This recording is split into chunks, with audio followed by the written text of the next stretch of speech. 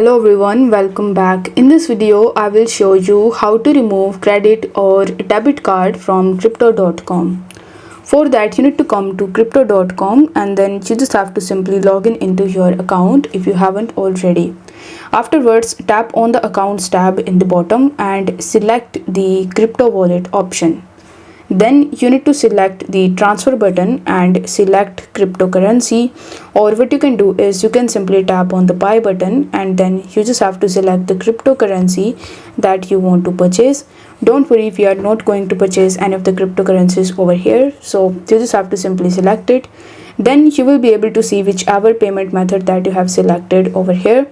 So you just have to simply swipe to the right in order to remove your particular debit or credit card. So after tapping on the remove button, you will be able to remove your credit or debit card.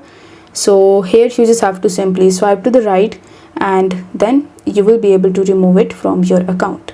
So I hope this video was helpful, and if it was, then don't forget to like the video and subscribe to the channel. Thank you so much for watching.